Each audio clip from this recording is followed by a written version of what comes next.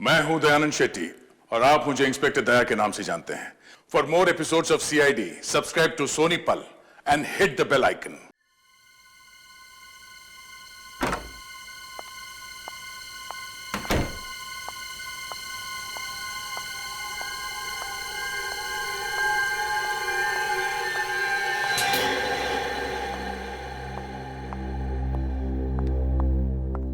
हे भगवान,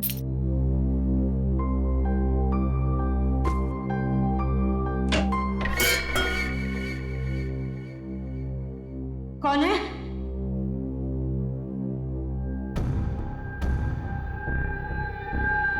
कौन है वहां?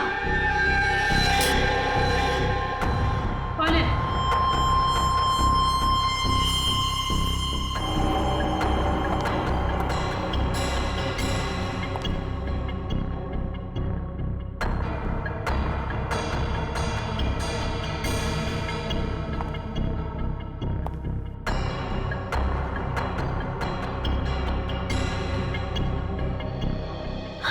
मैं भी ना बेकार में टेंशन लेती रहती हूँ, कोई भी नहीं है यहाँ पे।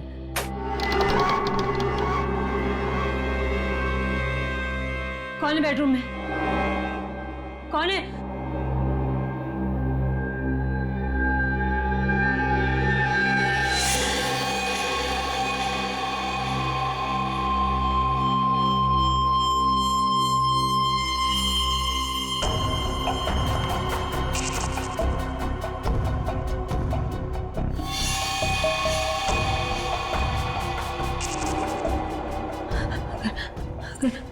अगर वो धमकी वाली बात सच है तो मेरी जान को खतरा है। नहीं, मैं तो बेकार में ही डरती रहती हूँ। नहीं, सावधानी बरतने में हर्ज ही क्या है।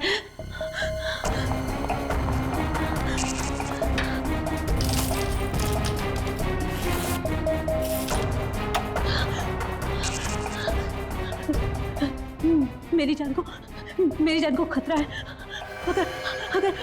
अगर मुझे कुछ हो जाएगा तो मेरी मौत का जिम्मेदार तुम।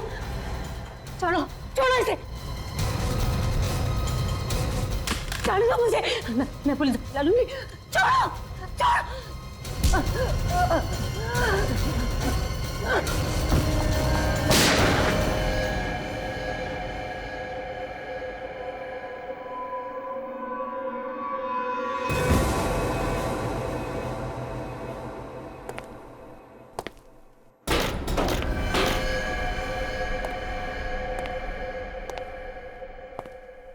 रात के अंधेरे में सिर्फ चांद के प्रकाश में, बिजली की गड़गड़ाहट में राजन ने अपनी चाबी से मुख्य द्वार को खोला।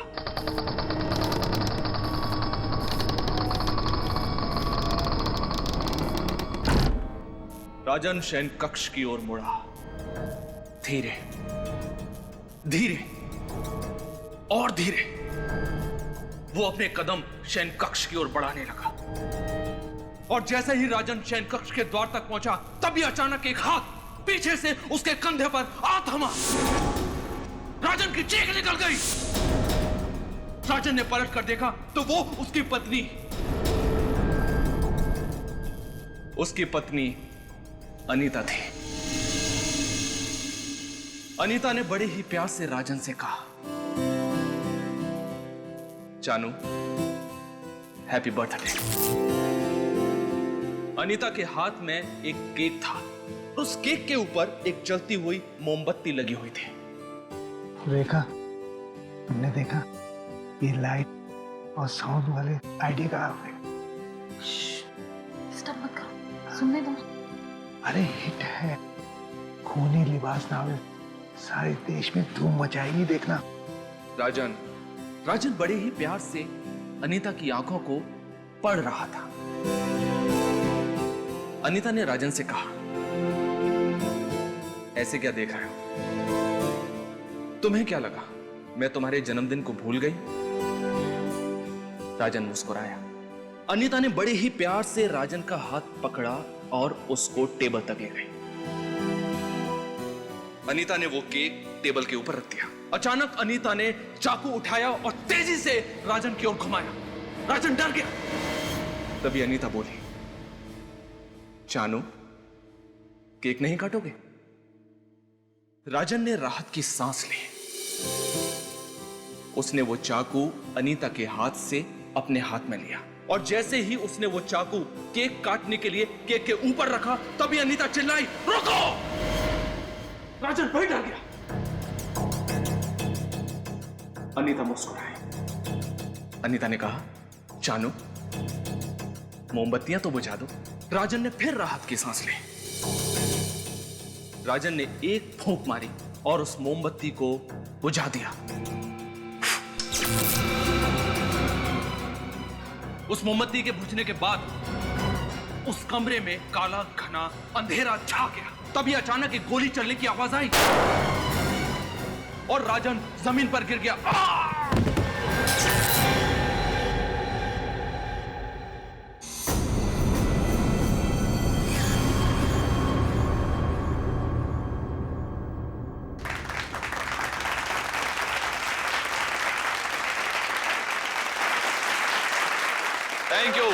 Thank you very much.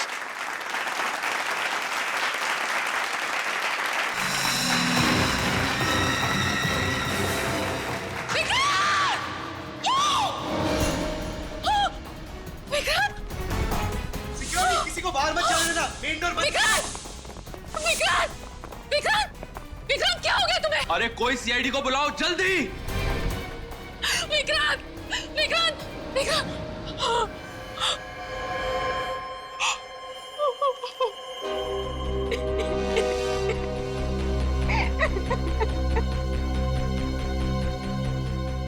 ये सब कब हुआ? मैं बताता हूं। आप? अमन, मैं लेखक हूं सर। विक्रांत जी मेरे इस नोवेल खूनी लिबास के प्रकाशक थे। इस कार्यक्रम का आयोजन भी उन्होंने ही किया था। दरअसल आज मेरे इस नए उपन्यास खूनी लिबास का लॉन्च था। मैं वहां पर खड़े होकर इस उपन्यास के एक अध्याय को पढ़कर सुना रहा था। बैकग्राउंड में साउंड्स और लाइट का इफेक्ट भी चल रहा था। तय समय के अनुसार लाइट्स ऑफ हो गई और जब वापस ऑन हुई तो मैंने देखा कि विक्रांत के सीने से खून बह रहा था और वो ये रेखा जी हैं, विक्रांत जी की पत्नी। खूनी लिबास? खूनी लिबास, ये नाम कहीं सुना सा लगता है। सर वो अंजलि, उसके पास से हमें इसी बुक लॉन्च का इनविटेशन कार्ड मिला था। हाँ, अंजलि, जिसका खून हुआ कल रात, उसके बैग में भी हमें इसी बुक लॉन्च का इनविटेशन कार्ड मिला। पलटो से संभल गए।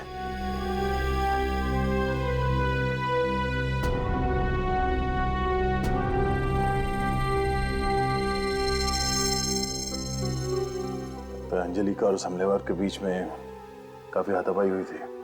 निशाने को देख के लगता है कि अंजलि ने अपने आप को बचाने की पूरी कोशिश की थी। हाँ सर, लेकिन हत्यारे ने बड़ी बेरहमी से इन पर गोली चला दी। दरवाजा टूटा हुआ नहीं है, घर की सारी चीजें, सारा सामान अपनी जगह पे है।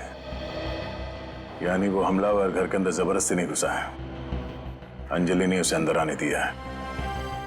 इसका मतलब है कि अंजलि उसे जानती थी।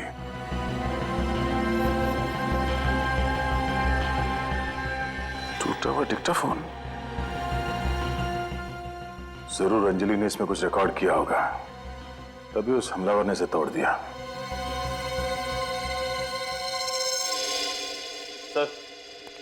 सर अंजलि के पर्स में ये आईडी कार्ड मिला है।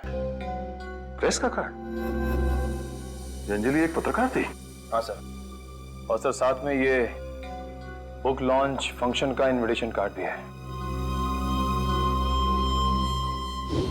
इसका मतलब है अंजलि को भी यहाँ आने का इनविटेशन मिला था। कहीं दोनों खून का आपस में कोई संबंध तो नहीं है? जरा पीछे हटिए प्लीज।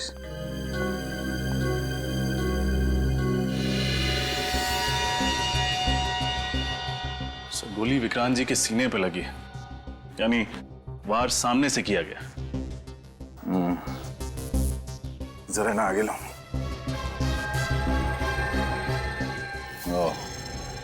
गोली विक्रांत जी के सीने से चीरती हुई पीठ से बाहर निकली और यहाँ चेयर में जा घुसी। सर तब तो गोली बहुत नजदीक से चलाई गई होगी, क्लोज रेंज से। इन्हें नीचे लिटा दो, संभाल के।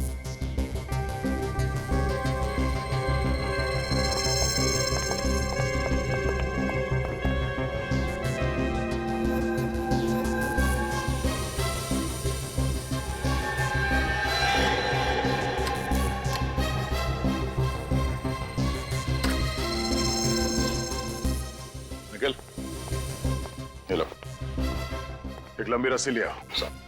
और विनीत, जितने मेहमान हैं उन सबके नाम और एड्रेस नोट कर लो।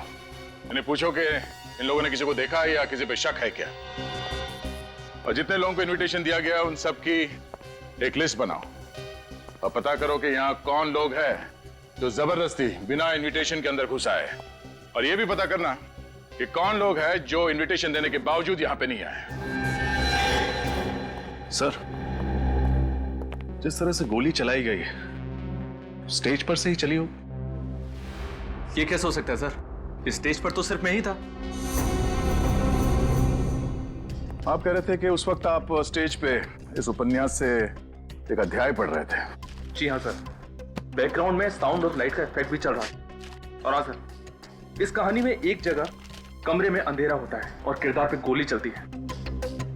और उस वक्त इस हॉल में भी अंधेरा हुआ था। ये अंधेरा होना और गोली चलने की आवाज ये पहले से तय था क्या? जी हाँ सर, गोली की आवाज की रिकॉर्डिंग सुनाई देना और ठीक उसी वक्त सचमुच की गोली चलना इत्तेफाक तो नहीं हो सकता। हमें वो ऑडियो सीडी चाहिए गोली चलने की। जी हाँ, मिल जाएगी। सर सरस सिंह,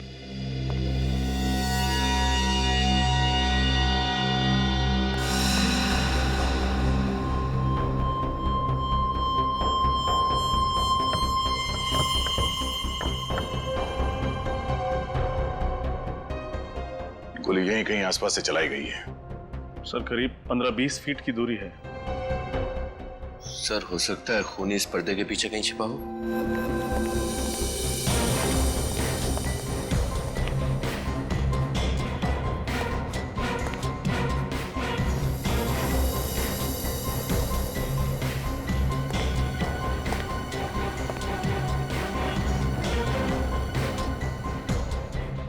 गोली यहाँ इसी जगह से चली है, ये देखो।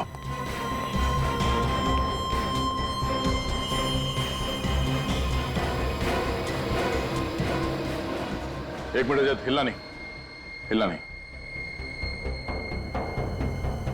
किसी के जूतों के निशान है। सर हो सकता है ये निशान खूनी के जूते के। जब ये हादसा हुआ उस वक्त यहाँ बैक स्टेज पे जितने भी लोग थे उन सबको यहाँ बुलाओ। यस सर ये लोग थे यहाँ पर। आप लोग थे जब बाहर हॉल में गोली चली थी, आप लोग यहीं पे थे बैक स्टेज में? जी सर। किसी को यहाँ से भागते हुए देखा बाहर? नहीं सर। नहीं।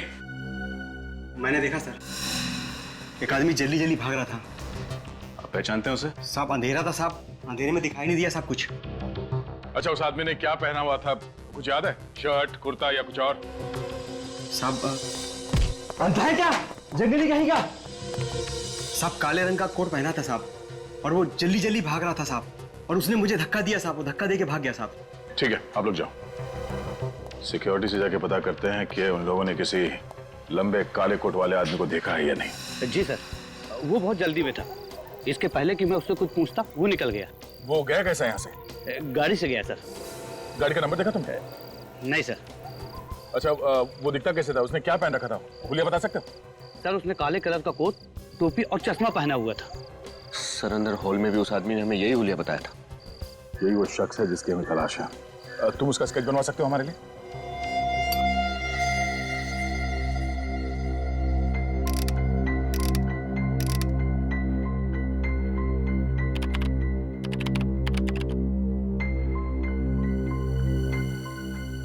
जी साड़ू के साहब, कोई खास बात पता चली है क्या?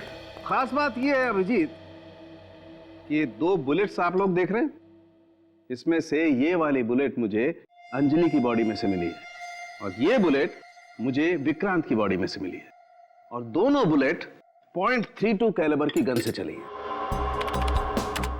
यहां देखो, ये देख रहे हो, दोनों गोलियों पर गन बैरल का एक जैसा निशान है, एकदम आइडेंटिकल। इसका मतलब अंजलि और विक्रांत को एक ही गन से मारा गया है।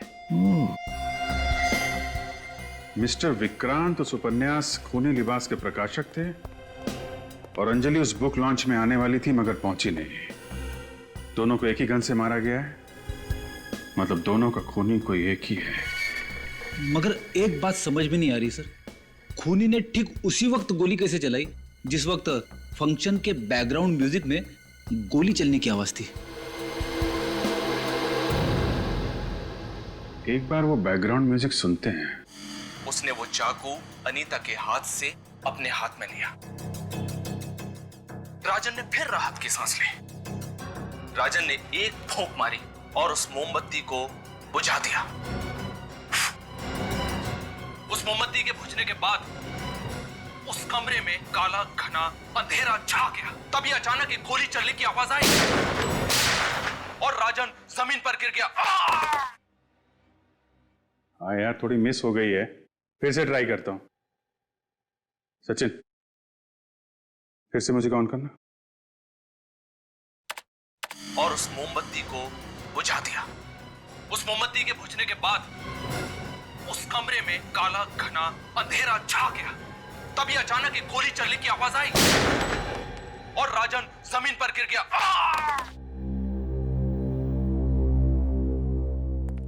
गोली की आवाज पे गोली चलाना इतना आसान नहीं है, काफी प्रैक्टिस की जरूरत पड़ेगी। और हत्यारे ने उसी वक्त गोली चलाई जिस वक्त उसने सीढ़ी से गोली की आवाज सुनी। अपना टाइमिंग सही करने के लिए उसने काफी प्रैक्टिस की होगी। और प्रैक्टिस करने के लिए उसे इस सीढ़ी की जरूरत तो जरूर पड़ी होगी। हाँ, और बिना सीढ़ी के तो प्रैक्टिस कर नहीं सकता था। पता लगाओ ये सीडी किस रिकॉर्डिंग स्टूडियो में तैयार की गई है और किस किस को दी गई है। सर बुक लॉन्च फंक्शन की गेस्ट लिस्ट चेक की तो पता चला कि 5 गेस्ट थे जो इस फंक्शन में नहीं आए। अच्छा, और क्यों नहीं आए थे? सर 4 लोगों ने तो पहले ही ऑर्गेनाइजर को इन्फॉर्म कर दिया था कि वो लोग नहीं आ पाएंगे, लेकिन एक गेस्ट ने ऐन वक्त पर अपना इनविटेशन कैंसिल कर दिया। पर वो कौन है? विक्रांत जी की सेक्रेटरी स्नेहा। स्नेहा जी? मैं उस रात वीएन हॉस्पिटल में थी, मेरे भाई का ऑपरेशन था, वो अब भी सीरियस है। आप चाहें तो वीएन हॉस्पिटल जाकर इंक्वायरी कर सकते हैं।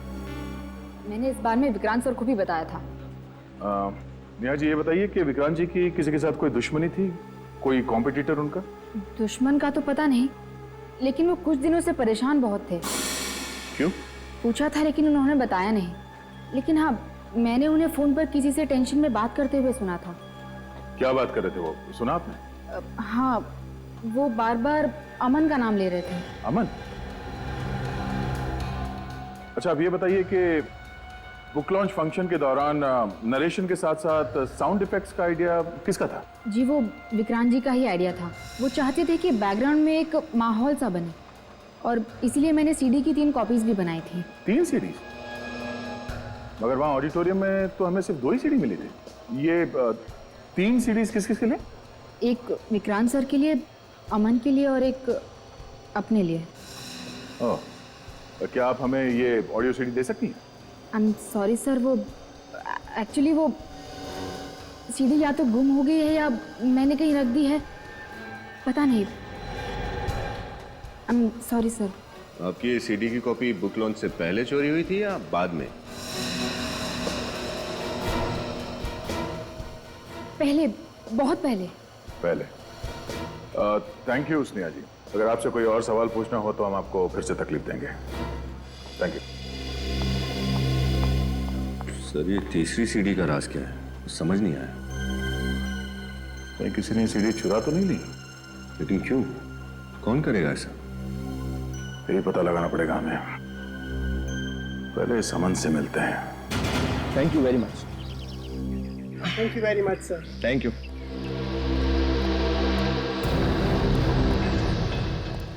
अरे सर, आप लोग यहाँ? हमें पता चला कि आप पत्रकारों को इंटरव्यू दे रहे हैं, तो सोचा लगे आज क्यों ना हम भी कुछ सवाल पूछ लें आपसे। क्या बात करें सर, एक जर्नलिस्ट को जवाब देने में और सीआईडी ऑफिसर्स को जवाब देने में बहुत बड़ा फर्क होता है।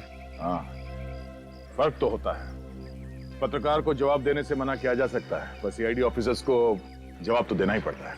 क्या बात है दया सर, आपको तो एक लेखक होना चाहिए था। नहीं, मैं इसी में खुश हूँ। खैर, विक्रांत जी के बारे में कुछ पूछना था आपसे।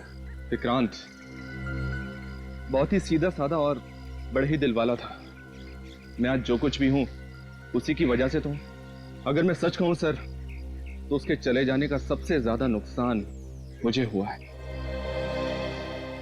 पिछले कुछ दिनों से उनके व्यवहार में कुछ बदलाव देखा था आपने? कोई अजीब सी बात? जी हाँ, वो बहुत ही खोया खोया सा रहने लगा था, गुमसुम, खामोश। ऐसा लग रहा था जैसे कोई परेशानी उसको अंदर ही अंदर खाई जा रही है। तो आपने पूछा नहीं उनसे कि किस बात की परेशानी थी उन्हें? जी नहीं। हाँ, लेकिन कुछ दिन पहले की बात है। मैं ऑफिस की लॉबी से गुजर रहा था, तो मैंने देखा कि वो फोन पर किसी से गुस्से में बात कर रहा था। किससे बात कर रहा था? शायद वो किसी मिलन से बात कर रहा था और कह रहा था कि मिलन, तुम मेरे साथ ऐसा नहीं कर सकते। और आपने ये नाम मिलन पहले सुना था या किसी मिलन को जानते हो आप? जी नहीं। Thank you. तो स्नेहा कह रही थी कि उसने विक्रांत को किससे फोन पर बात करते समय अमन का नाम लिया, और ये अमन कह रहा है कि उसने मिलन का नाम लिया। इन्हें एक काम करो, विक्रांत जी के मोबाइल से मिलन का नंबर निकालो और फिर उसका एड्रेस। पता चल जाएगा कौन सच बोल रहा है और कौन झूठ।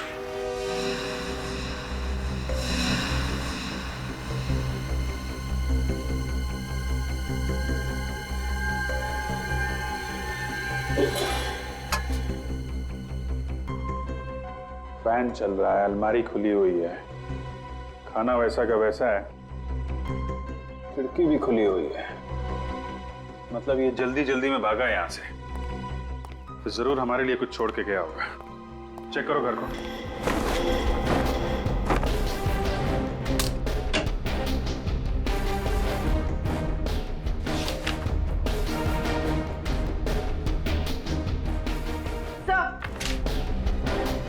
सर, ये फोटो मिली है। ये? सर, ये फोटो तो स्केच से मैच होता है। ये देखिए। मतलब मिलन ही था जो उस बुक लॉन्च में गया था।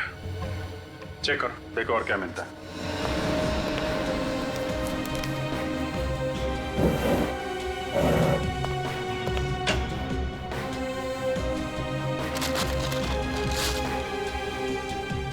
सर, अमिन, सर ये देखिए, चश्मा।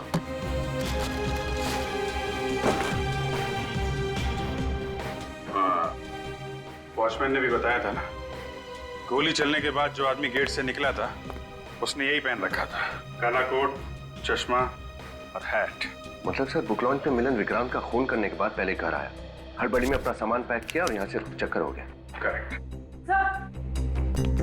सर, ये डस्टबिन से ये पेपर मिले हैं। सर देखिए, जैसे इस पे कोई नक्शा बना हुआ है।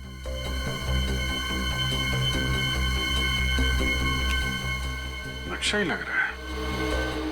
जोड़ो इसे।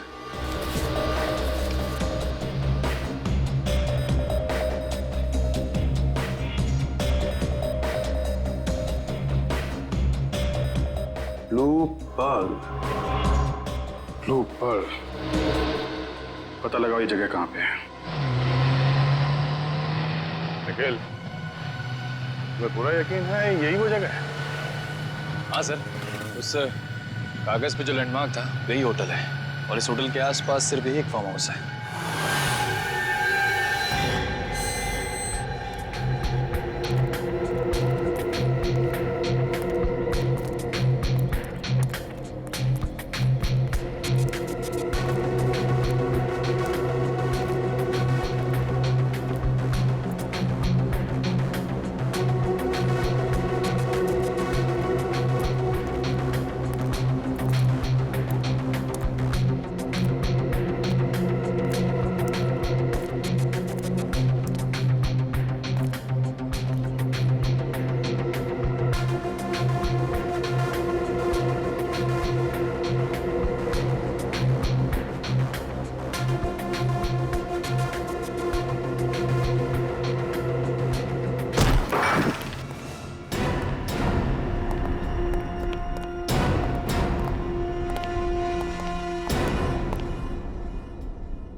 निखिल, अंदर कमरे की तलाशी लो।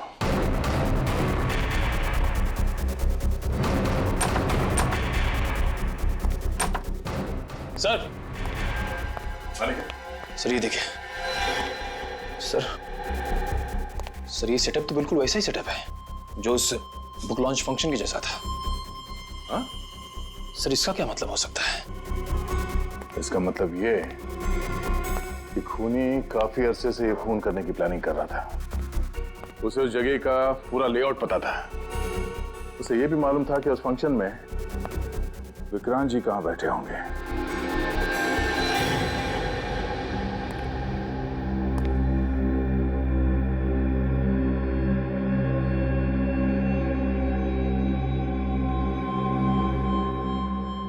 सर ये देखिए, ये गोली बिल्कुल वैसी गोली है जो हमें विक्रांत जी की लाश से मिली थी।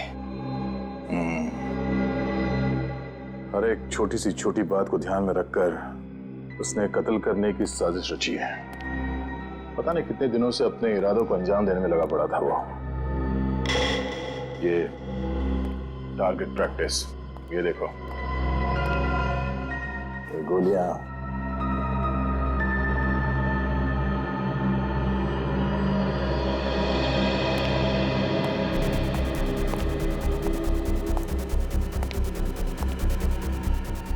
सीडी पे म्यूजिक सिस्टम। राजन ने एक फूंक मारी और उस मोमबत्ती को बुझा दिया।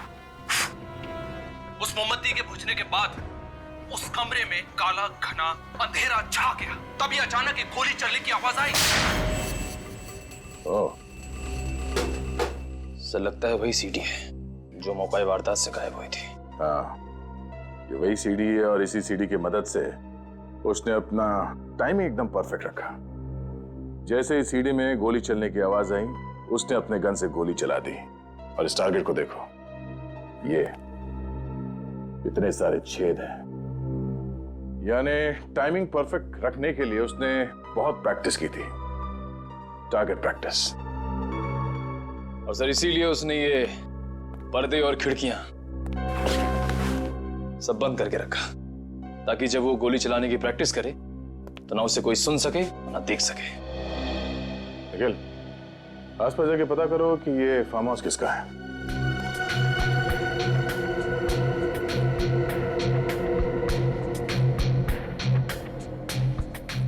शेल।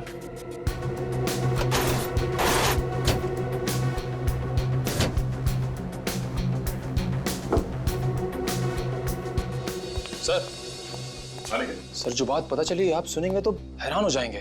क्या? सर ये फार्म हाउस विक्रांत जी की वाइफ रेखा के नाम पे है। रेखा? मैं सच कह रही हूँ, मेरे ही फार्म हाउस पर मेरे ही पति के मर्डर की प्लानिंग चल रही थी। इसके बारे में मुझे कुछ भी नहीं पता था।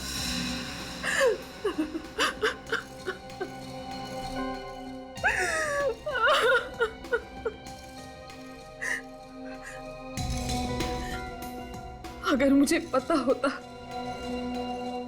तो क्या मैं अपने पति को बचाती नहीं? क्या मैं सीआईडी को इन्फॉर्म नहीं करती? ये फार्म हाउस की चाबी किस किस के पास रहती है? एक चाबी मेरे पास रहती है और दूसरी विक्रांत के पास रहती थी। जब भी उसका मन करता था वो वहां चला जाता था। मैं तो काफी अरसे से फार्म हाउस पर गई नहीं। अच्छा, विक्रांत जी ने कभी आपसे किसी मिलन नाम के आदमी के बारे में कुछ कहा था? नहीं सर, ये नाम तो मैं पहली बार सुन रही हूँ। क्या आपने हाल फिलहाल विक्रांत जी के बर्ताव में कुछ बदलाव देखा? हाँ, काफी समय से विक्रांत का बर्ताव अजीब सा हो गया था। वो कहाँ जाता है, किससे बात करता है, कभी कुछ नहीं बताता था। सुबह भी जल्दी निकल जाता था और रात को भी देर से लौटता था। तो आपने उनसे पूछा नहीं? बहुत बार पूछा, लेकिन उसने तो मेरे सारे सवालों का जवाब देना ही बंद कर दिया था। जब भी कुछ पूछो बस चुप रहता था। ठीक है रेखा जी, अभी आप जा सकती हैं। जरूरत पड़ेगी तो आपको दोबारा बुलाएंगे।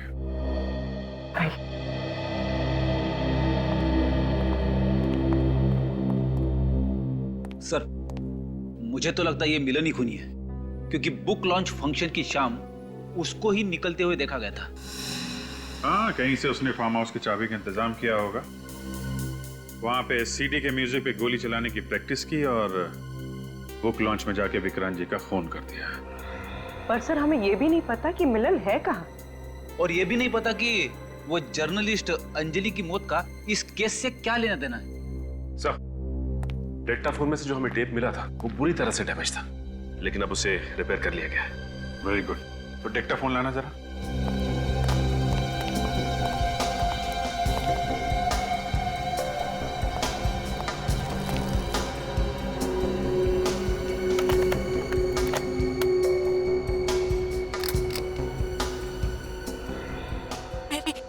मेरी जान को खतरा है। मैं मार्वे रोड फ्लैट नंबर 5 में मछुआरी गली में रहती हूँ। अगर मुझे कुछ हो जाएगा तो मेरी मौत का जिम्मेदार। जान को खतरा? फिर से रिमाइंड करो।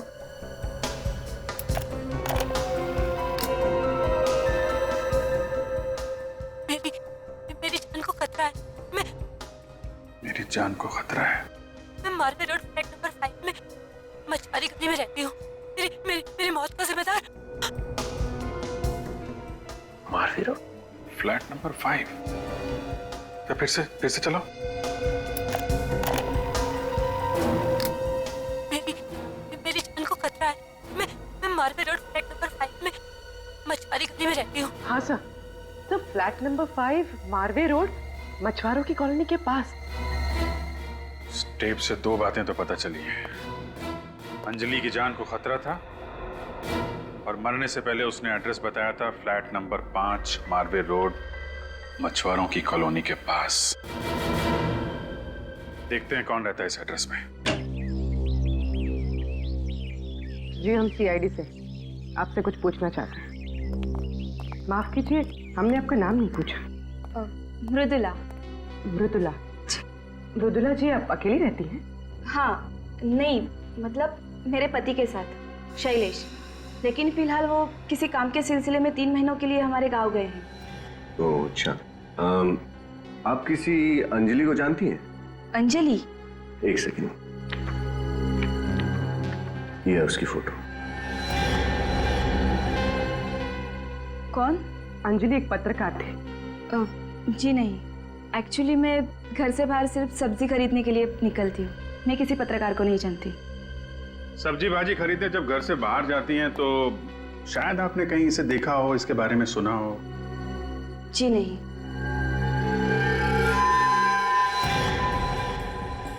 हमने आपको डिस्टर्ब किया, शायद आप नहा रही थी। जी हाँ।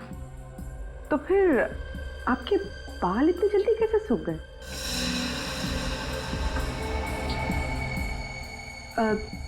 जी वो मैं शैम्पू करने जा ही रही थी, तब आप लोग आ गए।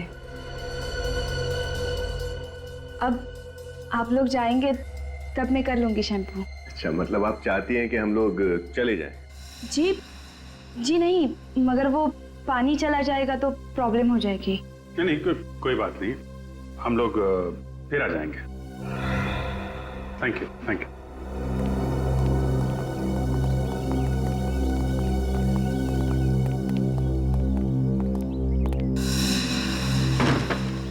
झूठ बोल रही है। हाँ सर, वो शैम्पू वाली बात तो छोटी थी। जानबूझ के दरवाजा खोलने में देर लगाई। शैम्पू का तो सिर्फ बहाना था। लेकिन सर ऐसा किया क्यों होगा इन्होंने? हॉल की दीवार पे एक जगह खाली थी। ऐसा लग रहा था वहां पे कोई पेंटिंग लगी थी या कोई फोटो फ्रेम था। मतलब सर अभी हमारे अंदर घुसने से पहले उन्होंने वहां से वो फोटो फ्रेम या पेंटिंग हटा दी होगी। अब तो ऐसा ही रहा है। मगर वो ऐसा क्यों करेगी सर? नहीं चाहती होगी कि हम वो फोटो फ्रेम या पेंटिंग देखें। सर ऐसी क्या खास बात होगी उस फोटो फ्रेम या पेंटिंग में? उसी का पता लगाना पूर्वी। चलो जरा पड़ोसियों से मिलते हैं।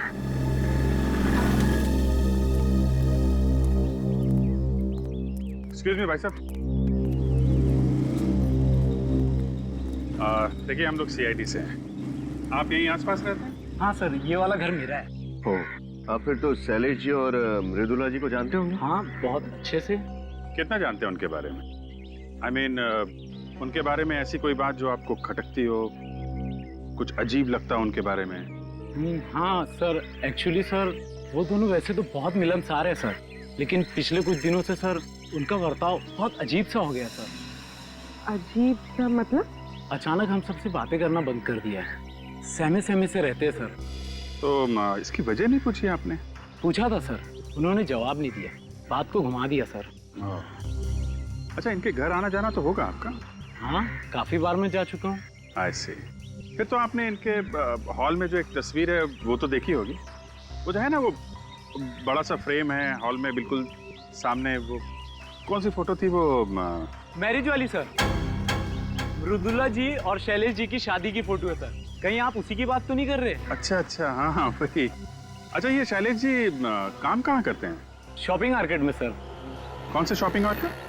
वो हाँ, आर्कलाइन शॉपिंग मार्केट सर। अच्छा अच्छा, thank you very much. Okay sir.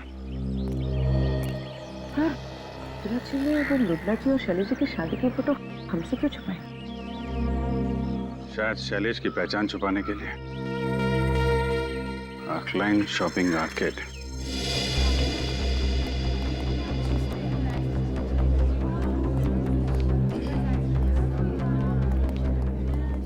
Welcome sir. तो ये क्या चाहिए आपको? क्या चाहिए नहीं, ये पूछे कि कौन चाहिए। कौन चाहिए? शैलेश, जो यहाँ काम करता है। तो शैलेश, वो तो यहाँ काम करता था, उसने तो नौकरी छोड़ दी। कितना टाइम हुआ उसे काम छोड़े हुए? ये कोई 3 महीने हुए होंगे। 3 महीने? अच्छा, अब इस शैलेश के बारे में कुछ और बता सकते हो आप हमें? हाँ। शैलेश के बारे में सर जितना कहा जाए उतना कम है। एकदम फर्स्ट क्लास सेल्समैन था सर। कस्टमर से इतनी अच्छी तरीके से बात करता था कि जो कस्टमर टाइम पास करने के लिए भी आते थे वो सामान खरीद लेते थे। जब वो इतना अच्छा सेल्समैन था, फिर उसने यहाँ से नौकरी क्यों छोड़ी? सर वो कह रहा था कि भाई बड़ा जैकपॉट लगा है उसे, अब वो खुद की दुकान खोलना चाहता है, तो इस सिलसिले में उसे कुछ टाइम के लिए गाँव जाना पड़ेगा। उसका गाँव कहाँ है, कुछ बताया उसने? नो सर, ये तो बताया नहीं सर। ओह, अच्छा, उसकी कोई फोटो तो होगी ना तुम्हारे पास? सर ये रही उसकी फाइल।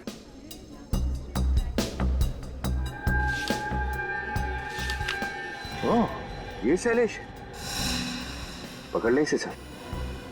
नहीं, अभी नहीं, एक और काम करना बाकी है।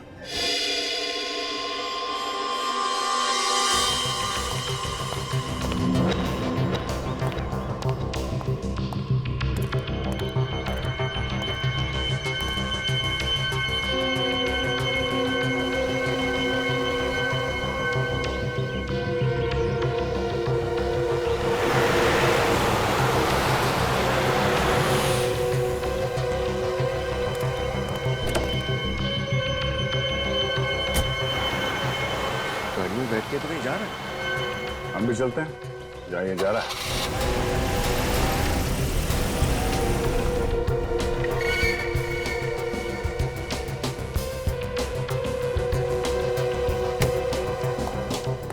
अमन, अब मैं और बर्दाश्त नहीं कर सकता, मेरे पैसे दे दो, उसके बाद मैं तुम्हारे सामने कभी नहीं आऊंगा। दे तो दिए पैसे, अब और पैसे कहां से लाऊं? तुम मुझे बेवकूफ समझते हो क्या? मुझे ये नहीं मालूम कि तुम्हारा कौन सा बड़ा चक्कर चल रहा है? अरे कोई बड़ा चक्कर नहीं चल रहा है यार, मेरा विश्वास करो। और हाँ, जितने पैसे तय हुए थे वो सब के सब मैं तुम्हें दे चुका हूं। अब मुझे परेशान करना बंद करो प्लीज। तुम बकवास बंद करो, बहुत हो चुका। तुम ऐसे नहीं मानोगे। मिलन, देखो ये गन, प्लीज ये गन मत चलाना। हाँ, तुम गोली नहीं चला सकते। हम शांति से बैठकर बात करते हैं ना। अरे तुम्हें जितना पैसा चाहिए उतना पैसा मैं तुम्हें दूंगा, मैं वादा करता हूं तुमसे। लेकिन प्लीज ये गन नीचे कर दो। हाँ, गन नीचे कर दो। ये बंदूक मुझे बहुत पहले निकाल लेनी चाहिए थी, लेट हो गए। सीआईडी हमेशा ही टाइम से पहुंचती है। हाथ ऊपर कर, हिलना नहीं। गंदा। अच्छा हुआ सर आप लोग आ गए, इस पागल आदमी से मुझे बचा लीजिए। घबराने की कोई जरूरत नहीं है अमन, अब तुम्हें कुछ नहीं होगा। शुक्रिया सर, बहुत बहुत शुक्रिया, आप लोगों ने मेरी जान बचा ली। निखिल, हथकड़ी लगाकर हिरासत में ले लो। सर मैंने क्या किया है सर? सर मेरा कोई कसूर नहीं है, मुझे गिरफ्तार मत करिए sir.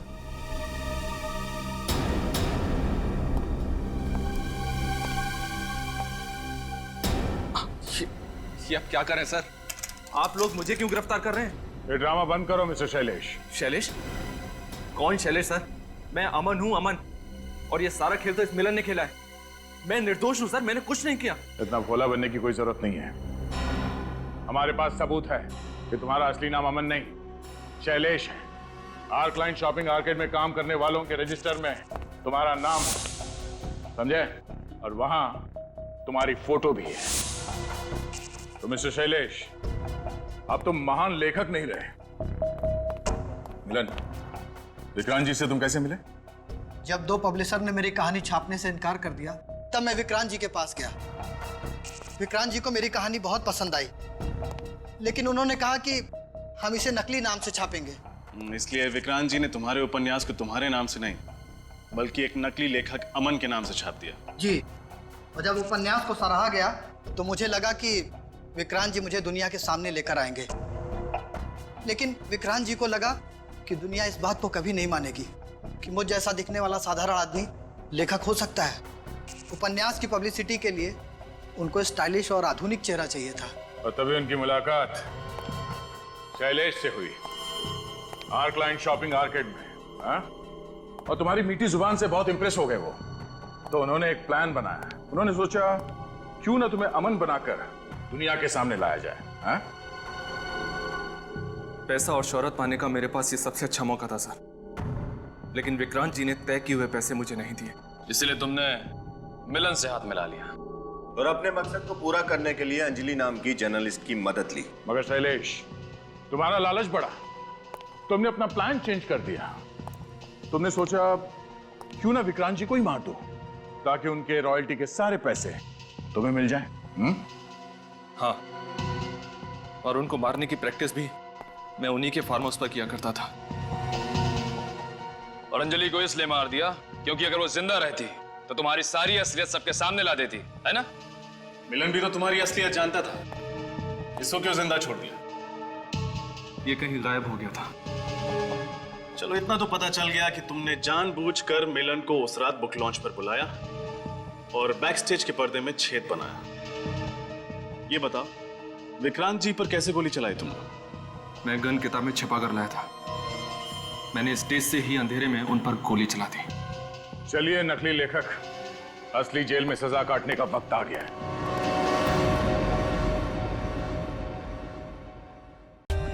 For more updates, subscribe to our channel, click the show links and enjoy watching the videos.